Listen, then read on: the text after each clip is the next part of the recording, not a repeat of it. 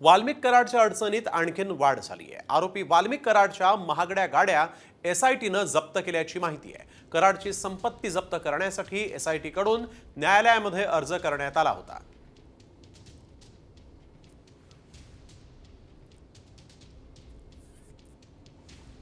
Mercedes Benz 7 या VIP नंबरची ही Mercedes Benz आता जप्त झालेली आहे। BMW मर्सिडीज नंतर BMW 1717 या क्रमांकाची BMW देखील जप्त करण्यात आली आहे। करोडोंची संपत्ती होती वाल्मिक कराडची। 700 नंबरची जॅग्वार लँड रोवर जी आहे ही गाडी देखील होती, ती देखील जप्त झाली आहे। फोर्ड इंडिवेअर 700 हा क्रमांक होता तिचा, ती देखील जप्त करण्यात आली। जेसीबी देखील वाल्मिक कराडकडे होते, हा जेसीबी जप्त करण्यात आलेला आहे। सोबतच 2 हायवा ट्रक, तेही व्हीआयपी क्रमांकाचे 700 क्रमांकाचा हा हायवा होता आणि 1600 क्रमांकाचा दुसरा हायवा होता।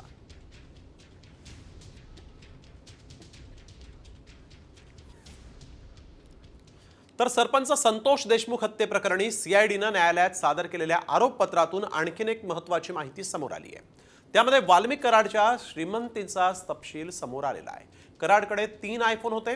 संतोष देशमुख हत्या प्रकरणानंतर कराडनं या 3ही आयफोन मधील डेटा डिलीट केला होता। मात्र एसआयटी पथकानं तंत्रज्ञांची मदत घेऊन हा डेटा रिकव्हर केला आणि त्यानंतर पोलिसांच्या हाती ही महत्त्वाची माहिती लागलेली आहे। गोल्डन रंगाचा आयफोन 16 प्रो 3 लाख रुपये ज्याची किंमत आहे। गोल्डन रंगाचा आयफोन 13 प्रो 2 लाखांचा। फिकट निळा रंगाचा आयफोन 13 प्रो 1.5 लाख रुपये ज्याची किंमत आहे। असे 3 आयफोन घेऊन कराड बीडमध्ये दहशत माजवत फिरायचा। तर वाल्मिक कराड नंतर आता सुदर्शन घुले आणि कृष्णा आंधळेची संपत्ती जप्त करण्यात आली। आंधळेच्या नावावर 5 वाहनं आणि धारूर केजमध्ये असलेली 3 बँक खातीही सील करण्यात आलेली आहेत। यामध्ये सरपंच देशमुखांच्या अपहरणावेळेस वापरण्यात आलेली काळ्या रंगाची स्कॉर्पिओ आधीच जप्त करण्यात आलेली आहे। आता घुलेच्या इतर संपत्तीचा शोध सीआयडी कडून घेतला जातोय।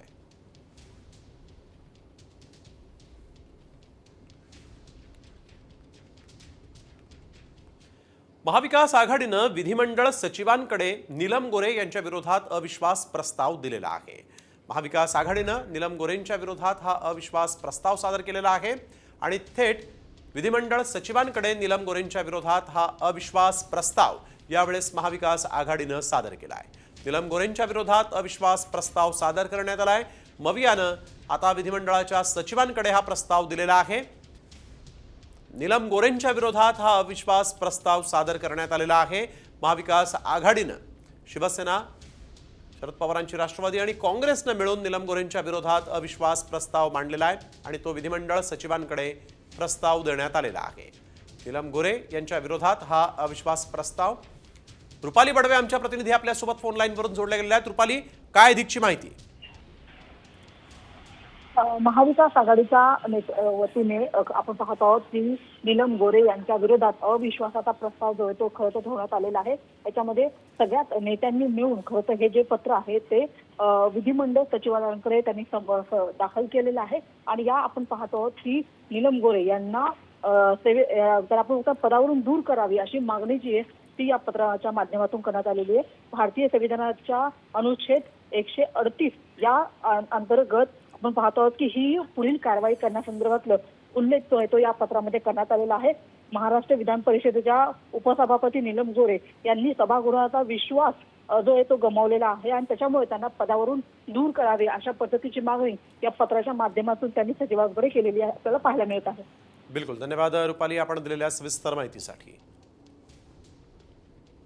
तर नीलम गोरेंच्या विरोधात अविश्वास प्रस्ताव मांडण्यात आलेला आहे।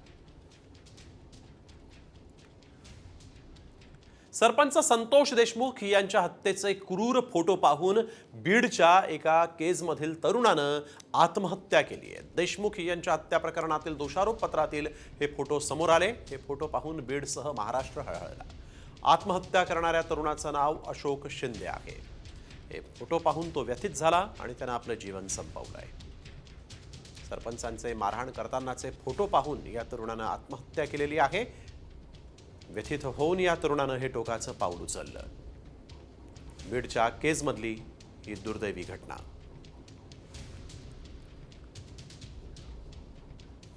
धनंजय मुंडेंची आधी बाजू घेणाऱ्या नामदेव शास्त्रींनी आता मात्र पश्चाताप व्यक्त केलाय.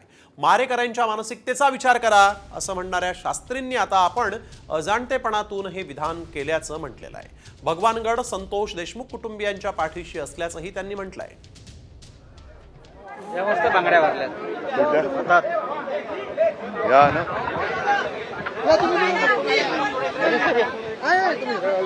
अनिल विषय आला तर तुम्हाला बोला.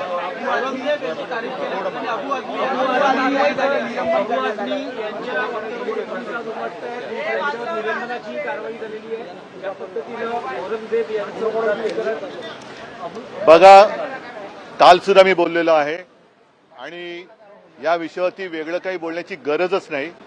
कोणीही जरी असला आणि त्यांनी जर का आमच्या छत्रपती शिवाजी महाराज, छत्रपती संभाजी महाराज आणि जी जी आमची महाराष्ट्राची दैवत आहेत त्यांच्याबद्दल अपशब्द काढले तर तो कोणी असला तरी त्याचा मुलाहिजा न ठेवता त्याला चांगली अद्दल घडेल अशी शिक्षा झालीच पाहिजे, ही सगळ्यांची मागणीच आहे. त्याच्यामुळे निलंबन किती मिनिटासाठी, तासासाठी, दिवसासाठी केले कल्पना नाही मला नाही, पण पुन्हा असं कोणाची बोलण्याची हिंमत होता कामा नये आणि या सरकारची जबाबदारी आहे की कठोरात कठोर शासन त्यांनी केलं पाहिजे. आणि निलंबन तर कायमचं केलं पाहिजे असं माझं मत आहे.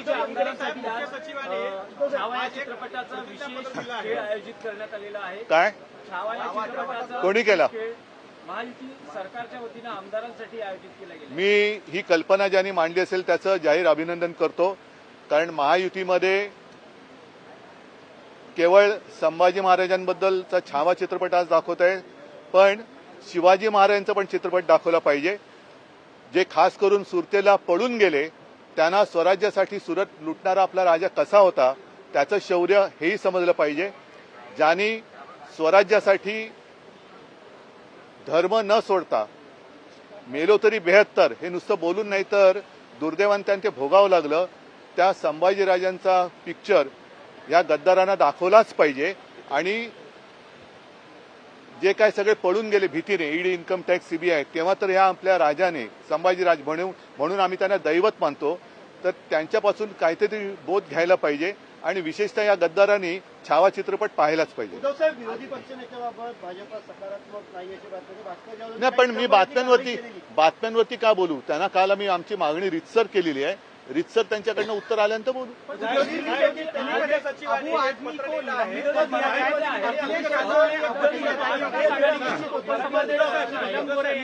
उपसभापती नीलम गोरे यांच्या विरोधात महाविकास आघाडीनं अविश्वासाचा प्रस्ताव आणलेला. तो खरा अविश्वास प्रस्ताव आणायला आमच्याकडनं उशीर झाला. आतापर्यंत त्या निलंबितच व्हायला पाहिजे होत्या, कारण अविश्वास प्रस्ताव आणल्यानंतर त्याच्यावरती या अधिवेशनातच चर्चा आम्हाला अपेक्षित आहे. आणि कोणी जरी असलं तरी ज्यांनी जर का त्या एखाद्या नियमाचा किंवा कायद्याचा भंग केला असेल आणि अविश्वास ठराव ज्या कारणासाठी आणले ती कारणं तुमच्यासमोर येतील, पण पक्षांतर हाही एक विषय आहे. तर मला असं वाटतं यापूर्वीचा ठराव आणला पाहिजे होता आणि मंजूर व्हायला पाहिजे होता.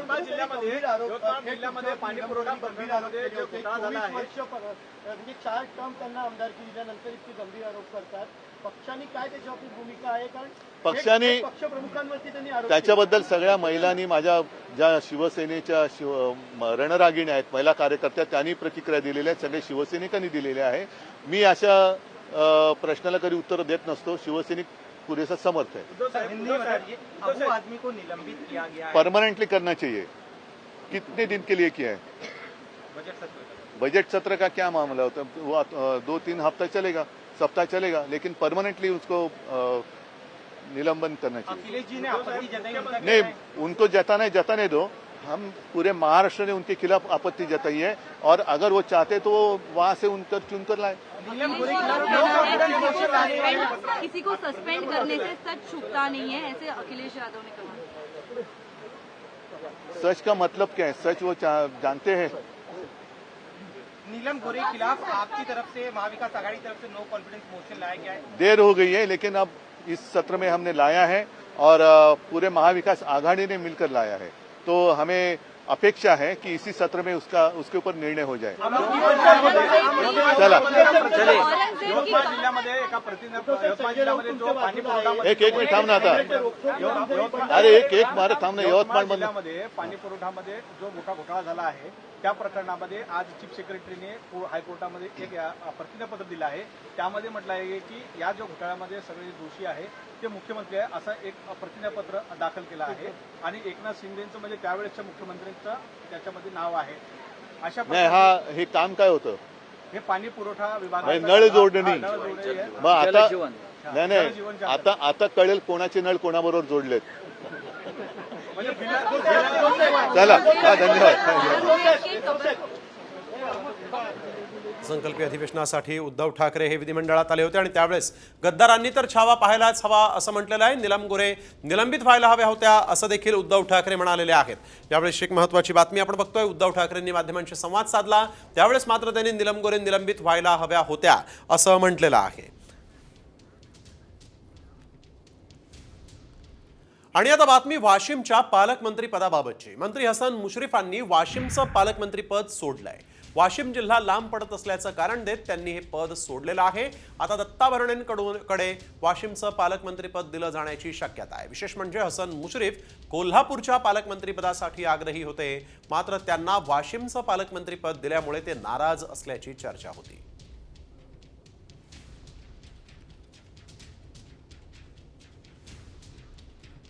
यानंतर आणखी एक मोठी राजकीय बातमी। राज्याचे कृषी मंत्री माणिकराव कोकाटे यांना नाशिकच्या सत्र न्यायालयानं दिलासा दिलेला आहे। मंत्री माणिकराव कोकाटेंच्या शिक्षेला कोर्टानं स्थगिती दिलेली आहे। कोर्टाच्या या निर्णयामुळे आमदारकीवरचं संकट टळलंय। खोटी कागदपत्र देत मुख्यमंत्री कोट्यातून सदनिका लाटल्याचा आरोप माणिकराव कोकाटेंवर आहे। त्यासाठी त्यांना 2 वर्षांची जेल आणि 50,000 रुपयांचा दंड ठोठावण्यात आला आहे आणि या शिक्षेमुळे कोकाटेंचं मंत्रिपदच नाही तर आमदारकीही धोक्यात आली होती। अपिलामध्ये जो आम्ही शिक्षेला स्थगिती मिळावी, कन्व्हिक्शनला स्टे मिळावा म्हणून जो अर्ज दाखल केला होता तो आता मेहरबान कोर्टाने मंजूर केलेला आहे आणि कोकाटे बंधूंची जी शिक्षा आहे त्याला अपील चालेपर्यंत स्टे दिलेला आहे। आणि आता 2 ऑर्डर्स झालेले आहेत। एक शिक्षेची अंमलबजावणी स्थगित केली होती सुरुवातीला, आता पूर्ण शिक्षा स्थगित केलेली आहे, स्टे केलेला आहे। तर ग्राफिक्सच्या माध्यमातून पाहूयात नेमकं कोकाटेंचं हे प्रकरण काय ज्यामध्ये त्यांना 2 वर्षांची शिक्षा झाली आहे। 1995 मध्ये उत्पन्नाच्या कागदपत्रांमध्ये फेरफार करून फसवणुकीचं हे सगळं प्रकरण आहे। कमी उत्पन्न दाखवून मुख्यमंत्र्यांच्या 10% कोट्यातून त्यांनी घर मिळवलं। तत्कालीन अप्पर जिल्हाधिकाऱ्यांकडून उत्पन्नाबाबत चौकशी सुरू झाली। चौकशीमध्ये गैरप्रकार आढळल्यानं 1997 मध्ये कोकाटेंच्या विरोधात गुन्हा दाखल करण्यात आलेला आहे। कोकाटे त्यांचे भाऊ दोषी असल्याचा नाशिक जिल्हा न्यायालयानं निकाल सुनावला आणि यामुळेच त्यांची आमदारकी धोक्यात आली। 2 वर्षांचा कारावास आणि 50,000चा दंड त्यांना सुनावण्यात आलेला आहे। धनंजय मुंडेंच्या राजीनाम्यानंतर महायुतीचा आणखीन एक मंत्री अडचणीत सापडलाय। भाजपचे मंत्री जयकुमार गोरेंकडून महिलेचा विनयभंग झाल्याचा आरोप राऊत यांनी केला। स्वारगेट सारखा प्रकार जयकुमार गोरेंबाबत पुढे येत असल्याचं त्यांनी म्हटलंय। पश्चिम महाराष्ट्रातील एक पैलवान मंत्री महिलेच्या मागे लागला असल्याचा खळबळजनक आरोप त्यांनी केला। तर अशी कृत्य करणारी व्यक्ती मंत्रिमंडळात असेल तर लज्जास्पद असल्याचं वडेट्टीवारांनी म्हटलंय।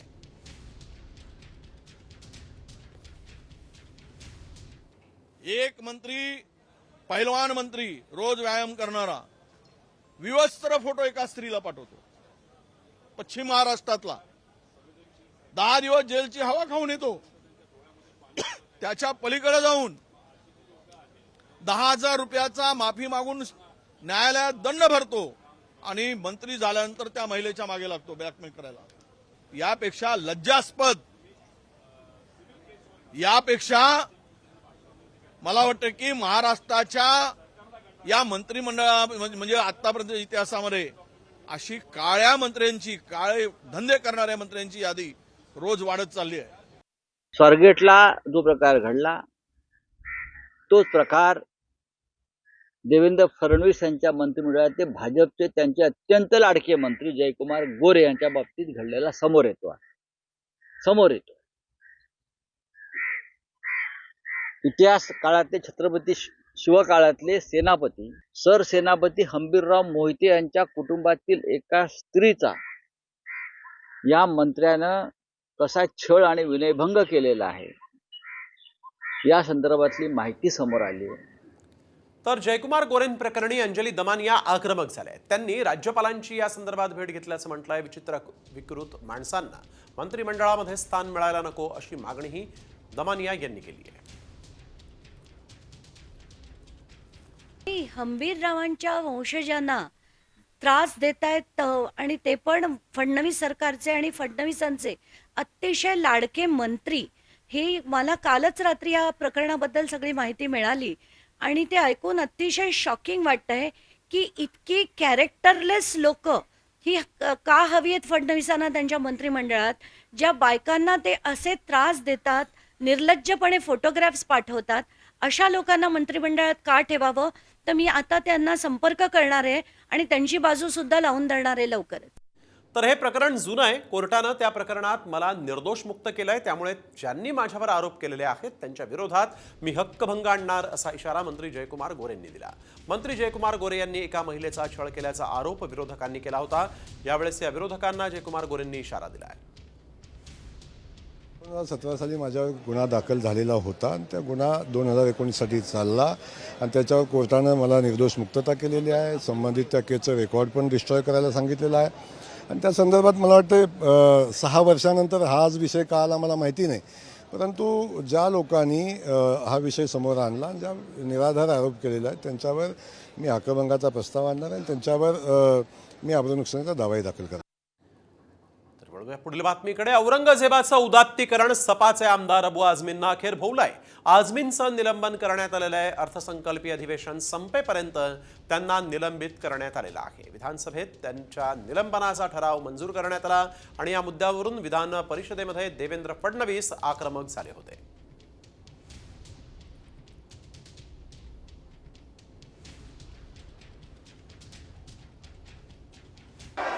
खाली बसा. मान्य मंत्री महोदयांनी जो प्रस्ताव सभागृहासमोर मांडलेला आहे त्याच्यात जे उल्लेख केलेला आहे तेवढंच एक्सपल्शन आपण या अधिवेशनात करू शकतो असा आपला निर्णय आहे. मी आता सभागृहासमोर सदर प्रस्ताव मतास टाकतो. अनुकूल असतील त्यांनी होय म्हणावे, प्रतिकूल असतील त्यांनी नाही म्हणावे. होयचे बहुमत आहे, होयचे बहुमत आहे. ठराव एकमताने संमत झाला. तर आमदार अबू आझमी यांना अखेर अर्थसंकल्पीय अधिवेशनाच्या काळात निलंबित करण्यात आलेला आहे. आमदार अबू आझमी यांना निलंबित करण्यात आलेला आहे. विधान परिषदेमध्ये मुख्यमंत्र्यांनी मोठी घोषणा केली आहे. संगमेश्वरमधील सरदेसाईंचा वाडा अधिग्रहण करणार असल्याचं मुख्यमंत्री देवेंद्र फडणवीसांनी म्हटलंय. पाचाडमध्ये शिवसृष्टी उभारणार असल्याची घोषणाही त्यांनी केली. छत्रपती संभाजी महाराजांचा इतिहास जिवंत होणार असल्याचं देखील यापुढे देवेंद्र फडणवीस म्हणाले. आपण त्या ठिकाणी जागा देखील अधिग्रहित केलेली आहे. त्यामुळे आपल्याकडे आता त्या ठिकाणी खूप मोठी जागा आहे. त्यामुळे हा वाडा असेल आणि खालची जागा असेल, कारण वरती गडावर आपल्याला काहीच करता येत नाही आणि आज इतक्या मोठ्या प्रमाणात शिवप्रेमी आणि भाविक हे सगळे गडावर येत असतात. त्यांच्याकरता कुठल्या व्यवस्थाही नाही. त्यामुळे या सगळ्या व्यवस्था खाली व्हाव्यात या दृष्टीनं पाचाडला ही शिवसृष्टी आणि इतर पर्यटन विभागाच्या माध्यमातून व्यवस्था या आपण उभ्या करणार आहोत, जेणेकरून आलेले लोक हे आई जिजाऊ मासाहेबांचंही दर्शन त्या ठिकाणी घेऊ शकतील आणि त्या ठिकाणून मग ज्यावेळेस त्यांना वर जायचं त्यावेळेस ते वर जाऊ शकतील अशा प्रकारची व्यवस्था करण्यात आली आहे. त्यामुळे प्राधान्याने ही शिवसृष्टी आपण त्या ठिकाणी करणार आहोत. यंदा लाडक्या बहिणींना 2100 रुपये मिळण्याची शक्यता मावळली आहे. कारण या अधिवेशनात लाडकींना 2100 रुपयाची घोषणा करू असं आम्ही सांगितलं नव्हतं, अशी माहिती आदिती तटकरेंनी दिली. सतेज पाटलांनी लाडकींना 2100 रुपये कधी देणार असा सवाल विचारला होता. त्यावर आदिती तटकरेंनी हे उत्तर दिलं आहे. लोकसभेत जो फटका बसला त्याचा उतारा म्हणून योजना काढली, बहिणींच्यावर प्रेम म्हणून योजना काढली नव्हती, हे सिद्ध झालेलं आहे. हे जे निकष जे काय आज मंत्री महोदय सांगतात ते निकष पहिल्यापासून होते. त्या निकषाची जबाबदारी जिल्हाधिकाऱ्यांच्यावर होती आणि त्यावेळी लाडकी असणारी बहीण आता का सावत्र वाटायला लागल्या असा प्रश्न. आणि पुढच्या वर्षभराचे गिरीश महाजनजी म्हणले तसं वर्षभराचे 1500 किंवा 2100 रुपये ऍडव्हान्स दिले तर तुमचा जाहीर कोल्हापूरमध्ये मी सत्कार करतो. राज्याचे मुख्यमंत्री देवेंद्रजी फडणवीस साहेबांनी येत्या अधिवेशनाच्या कालावधीमध्ये किंवा अर्थसंकल्पामध्ये आपण 2100 घोषित करू अशा पद्धतीचं कुठेही त्या ठिकाणी वक्तव्य हे केलेलं नाही. राज्याची संबंध एखादी योजना ज्या वेळेला आपण जाहीर करत असतो, जाहीरनामा हा 5 वर्षासाठी असतो. या अर्थसंकल्पामध्ये 2100 करणार अशा पद्धतीचं वक्तव्य हे कुठेही केलेलं नाही. धनंजय मुंडे आणि माणिकराव कोकाटेंपाठोपाठ आता उपमुख्यमंत्री एकनाथ शिंदेही अडचणीत येण्याची शक्यता आहे. यवतमाळ जिल्ह्यातील अमृत योजनेअंतर्गत निकृष्ट पाईपलाईन टाकल्याप्रकरणी शिंदेंची अडचण होण्याची शक्यता आहे. हे प्रकरण मुंबई हायकोर्टाच्या नागपूर खंडपीठात दाखल झालेलं आहे. मुख्य सचिव सुजाता सौनिक यांनी शपथपत्रातून उपमुख्यमंत्री एकनाथ शिंदे यांनाच यामध्ये जबाबदार धरलं. तेव्हा सध्या सुरू असलेल्या अधिवेशनात विरोधकांना सत्ताधाऱ्यांवर कुरघोडी करण्याची आणखीन एक संधी मिळालेली आहे. अमृत योजनेच्या संदर्भात यवतमाळच्या एक हायकोर्टामध्ये एफिडेव्हिट दिलाय हायकोर्टात. आणि त्या एफिडेव्हिटमध्ये कोर्टाने विचारलं की इथे जो काही गैरप्रकार झाला आहे, हा काही प्रकार झालेला आहे, याला जबाबदार कोण? तर त्या सुजाता सौनिक मॅडमनी माजी मुख्यमंत्री एकनाथ शिंदेच्या नावाने एफिडेव्हिट दिलं. कदाचित तुम्हाला माहित नसेल, आता ते आम्ही तिथे बोलणार होतो पण तुम्ही विचारलात म्हणून इथे पण बोलून टाकतो. हे जर असं चालू असेल तर महाराष्ट्र कुठल्या दिशेनं जात आहेत आणि सत्ताधाऱ्यांची दिशा तोंडं किती दिशेनं जात आहेत हे या ठिकाणी दिसेल. तर आपण बघतोय यवतमाळमध्ये जुनी पाईपलाईन बदलल्यामुळे शेतीचं नुकसान झालं होतं.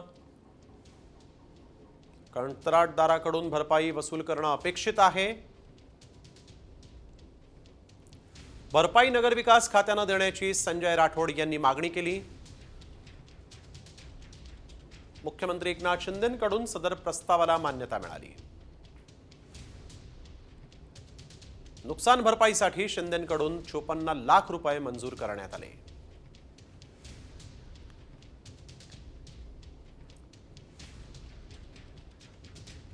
तर आज विधानसभेत आदित्य ठाकरे आणि गुलाबराव पाटलांमध्ये जोरदार खडाजंगी झाली. मंत्र्यांना खातं कळलं का असा टोला मंत्रिमंडळातील खातेवाटपावरून आदित्य ठाकरेंनी गुलाबराव पाटलांना लगावला. त्यावर आदित्य ठाकरेंच्या वडिलांना कळलं म्हणून त्यांनी मला मंत्री केलं होतं असं प्रत्युत्तर गुलाबराव पाटलांनी दिलं.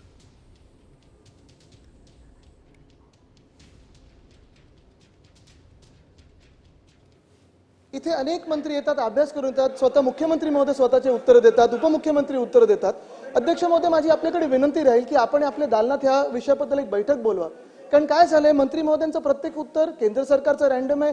ह्यांनी MIDC, तर आपलं राज्य कृषीप्रधान राज्य आहे, इंडस्ट्रियलाइज राज्य आहे. आपण बोटं टाकून चालणार नाही की खात्याचा अभ्यास करून बघा. सत्ताधारी पक्षाचे पण अनेक प्रश्न आहेत आणि ते उत्तर देऊ शकत नाहीत सत्ताधारी पक्षाच्या आमदारांना. तर माझी आपल्याकडे विनंती राहील की उत्तर राखीव ठेवा, मंत्र्यांना सांगा अभ्यास करून उत्तर द्या. त्यांच्या बापाला मी कळलं होतं म्हणून त्यांनी मला खातं दिलं होतं हे त्यांना माहित नाही अजून. बोला मंत्री महोदय, बोला मंत्री महोदय, बोला. त्या वडिलांना कळलं होतं म्हणून त्यांनी मला हे खातं दिलं होतं. ठीक आहे. तर सभागृहाच्या बाहेर देखील गुलाबराव आणि आदित्य आमने सामने आलेले आहेत. आदित्य ठाकरेंना पाहून गुलाबराव आक्रमक झाले. विधानसभेत गुलाबरावांनी ठाकरेंचा बाप काढला होता आणि सभागृहाबाहेर देखील गुलाबराव पाटील आदित्य ठाकरेंना पाहून आक्रमक झाल्याचं दिसलेलं आहे. तर आपण बघतोय यावेळेस विधानसभेमध्ये गुलाबरावांनी ठाकरेंचा बाप काढला होता आणि त्यानंतर ही दृश्य झाला आता कार्यक्रम.